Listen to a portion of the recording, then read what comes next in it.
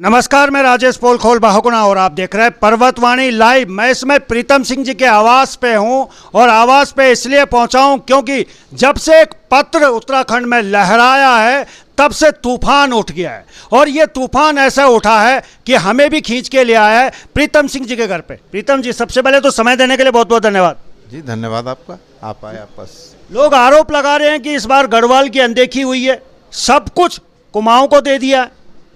देखिए, मैं समझता हूँ कि जिन लोगों के कंधों पर ये जिम्मेदारी थी कि वो राष्ट्रीय नेतृत्व को राज्य की वस्तु स्थिति से अवगत कराएं और जो उन्होंने वहाँ पर रिपोर्ट सबमिट की है उसके अनुरूप जो राष्ट्रीय नेतृत्व ने निर्णय लिया है, तो मैं समझता हूँ कि राष्ट्रीय नेतृत्व का तो कोई दोष नहीं है, लेकिन राष्ट्रीय नेतृत्व को अब ये देखना जरूर पड़ेगा कि जिन लोगों ने राष्ट्रीय नेतृत्व के सामने जो पिक्चर प्रस्तुत की उनके खिलाफ जो है निश्चित रूप से कार्रवाई होनी चाहिए। कौन है वो विभीषण?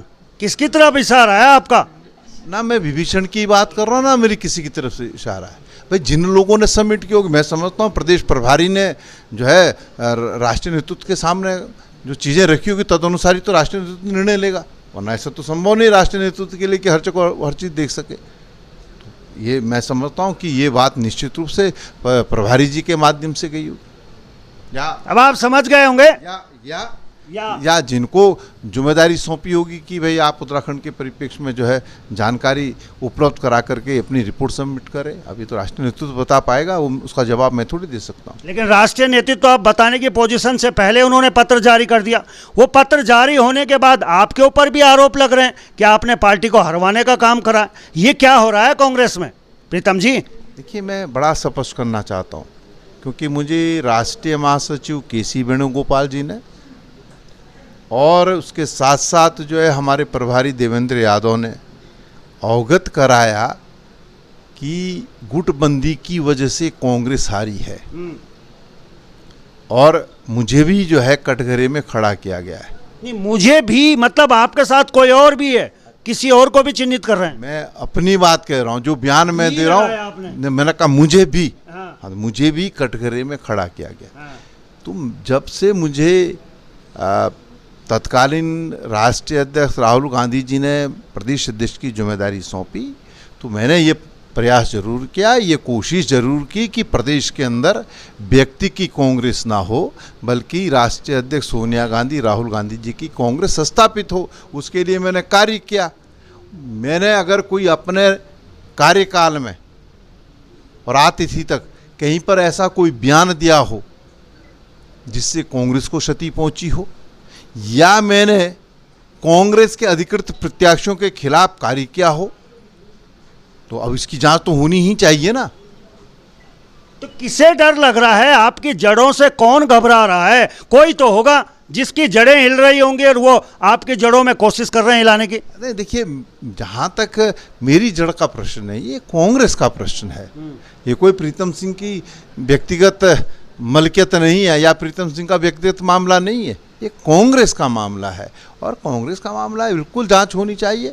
अगर मैं दोषी पाया जाऊंगा तो निश्चित रूप से मैं तो नैतिक जिम्मेदारी भी लूँगा और उस दिन में क्या नाम विधायक रहने का भी मुझे कोई नैतिक अधिकार नहीं रह जाएगा। तो विधायकी से भी त्यागपत्र प्रस्तुत। विधायक तो आपको जनता ने बनाया है, कांग्रेस ने तो टिकट दिया है आपको। कांग्रेस के सिंबल पर जीता हूँ ना मैं। जब मैं कांग्रेस के सिंबल पर जीता हूँ और मेरे ऊपर ये आरोप सिद्ध हो जाए कि मैंने कांग्रेस के विरोध में या किसी के विरोध में कोई सार्वजनिक टिप्पणी की हो, कोई सार्वजनिक बयान दिया हो या कांग्रेस के अधिकृत प्रत्याशियों को हराने का काम किया हो तो फिर भाई उसके बाद तो स्वाभाविक बात है, अगर ये बात सिद्ध हो जाती है तो मैं स्वाभिमानी व्यक्ति हूँ, मैं एक सेकंड भी जो है विधायकी से त्यागपत्र देने में नहीं लगाऊंगा। लेकिन 300 किलोमीटर दूर अगर हवा में मार करिए, हवा से हवा में मार करती हुई कोई बात वेणुगोपाल जी के कान में पहुंची है तो कोई तो माध्यम होगा। इतनी तगड़ी मिसाइलें तो है नहीं उत्तराखंड में, वो मिसाइल गई तो यहीं से होगी। वहाँ इशारा किस तरफ है आपका? मेरा किसी की तरफ कोई इशारा नहीं है। अब ये मैंने कह दिया कि जिन लोगों ने मुझे जो बात कही राष्ट्रीय नेतृत्व इसका संज्ञान ले, इसकी जांच कराए, जांच होनी चाहिए, ये मैं कह रहा हूँ। केंद्र और राज्य के बीच में कड़ी होती है, अगर संगठन को समझा जाए, वो कड़ी होती है प्रदेश प्रभारी की। प्रदेश प्रभारी जी से हमने भी मिलने की कोशिश करी, तमाम नेताओं पे जांच की बात होती है, लेकिन प्रदेश प्रभारी सीधा बच के निकल जाते हैं ऐसे पतली गली से। ऐसा क्यों होता है, जबकि केंद्र और राज्य के बीच भी समन्वय की कड़ी प्रदेश प्रभारी ही होते हैं। अगर कोई गलतफहमी है तो दूर करना भी तो प्रदेश प्रभारी का काम है। क्या वो इस भूमिका को निभा पा रहे हैं या घी में आग में घी डालने का काम कर रहे हैं? देखिए, मैं बिना तथ्यों के किसी पर कोई आक्षेप लगाने वाला व्यक्ति नहीं हूँ। लेकिन आप पे जो आरोप लगाए वो किसी प्रूफ के माध्यम से तो नहीं लगाए। मैं वही कह रहा हूँ कि यदि गुटबंदी का आरोप प्रीतम सिंह पर लगता है तो अभी तो मैं मांग कर रहा हूँ राष्ट्रीय नेतृत्व से कि इसकी जांच होनी चाहिए। गुटबंदी का आरोप मेरे पर किसने लगाया? ये बात आपने सही कही कि केंद्र और राज्य के बीच जो है समन्वय के लिए, सेतु के काम करने के लिए जो है प्रभारी नियुक्त होता है। अब ये किसके माध्यम से ये बात राष्ट्रीय नेतृत्व के पास गई, ये तो राष्ट्रीय नेतृत्व ही बता पाएगा, मैं कैसे बता सकता हूँ। तो मैंने यही कहा कि उसकी जांच होनी चाहिए। तो अभी तक आपकी वेणुगोपाल जी से कोई बात हुई है इस बारे में? नहीं, मैं पिछले दिनों गया तो उन्होंने ये बात मुझे कही, तो मैंने कहा भी उनसे, मैंने आप मुझे बता रहे हैं कि गुटबंदी में किस आधार पे कह रहे हैं, ये तो बता दीजिए, मुझे समझा तो दीजिए। भाई आप देखिए, किसी पे कोई आरोप लगाएंगे तो जो आरोपित व्यक्ति होगा उससे तो पूछेंगे, उससे तो स्पष्टीकरण पूछ लेंगे। बिल्कुल। चलिए, एक बड़ी विचित्र बात है, आरोप लग रहे हैं कि हराया है, यहाँ जितवाने की काबिलियत रखने वाले नेताओं पे सवाल उठ रहे हैं।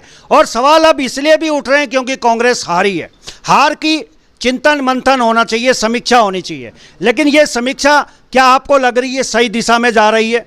क्योंकि केंद्र और राज्य के बीच में जो समन्वय की भूमिका देवेंद्र यादव जी को निभानी चाहिए थी, क्या वो सही तरीके से निभाई जा रही है? और अगर सही तरीके से निभाई जा रही है तो आज मीडिया के सामने प्रीतम जी इस बात को क्यों कह रहे हैं कि अगर मैं दोषी हूं तो मैं अपने विधायक से भी इस्तीफा दे सकता हूं? ये नौबत इसलिए आ रही है क्योंकि जो समन्वयक होते हैं उनकी समानता पे सवाल हैं। ये नौबत नहीं आने चाहिए थी। वर्तमान में विधायक हैं, पूर्व में नेता प्रतिपक्ष हैं, तो सवाल इसलिए भी उठ रहे हैं क्योंकि समन्वय ठीक से तालमेल नहीं बैठ रहा है, मुझे लग रहा है। देखिए, बात तालमेल की नहीं है। तालमेल बैठा नहीं बैठा, हर चीज़ मेरी इच्छा के अनुरूप नहीं होती। मुझे इस बात का कोई दर्द नहीं है कि मैं नेता प्रतिपक्ष नहीं बना तो, और राजनीति में हमको कभी पद मिलते कभी नहीं मिलते हैं, ये तो कहते हैं ना चलायमान स्थिति होती है। हाँ, मैं इससे आहत जरूर हूँ कि भाई गुटबंदी का आरोप लगा करके आपने मुझे कटघरे में खड़ा किया है तो उसका स्पष्टीकरण होना चाहिए ना। उसके सबूत आप प्रस्तुत कीजिए कि कहाँ पर मैंने कोई सार्वजनिक बयान दिया हो या मैंने किसी प्रत्याशी को हराने का काम किया हो। सिर्फ बोले भर मात्र से थोड़ी होगा, ऐसे तो कोई भी बोल देगा किसी के लिए कुछ बात। तो इसलिए मैं चाहता हूँ कि इसका जो है राष्ट्रीय नेतृत्व संज्ञान ले और संज्ञान के साथ साथ इसकी जांच कराए और जिन लोगों ने ये कृत्य किया है उनके खिलाफ कार्रवाई होनी चाहिए। चलिए, समय देने के लिए बहुत बहुत धन्यवाद। धन्यवाद। चलिए, जहां एक तरफ हम सरकारों से मांग कर रहे हैं कि निधि उनियाल के मामले में जांच कमेटी क्या कर रही है, वहीं जांच कमेटी की बात प्रीतम सिंह जी अपने संगठन में कर रहे हैं। अब समझ में नहीं आ रहा कि जांच कमेटियां कितनी जांच करेंगी और तमाम जो कार्यकर्ताओं का जमावड़ा यहां लगा हुआ है, उनकी जो भावनाएं आहत होती हैं और नीचे तक का कार्यकर्ता का जो मनोबल टूटता है, उसको किस सीमेंट से ये मजबूत करेंगे, ये तो आने वाला वक्त बताएगा। लेकिन अभी के लिए फिलहाल इतना ही। देखते रहिए पर्वतवाणी लाइव।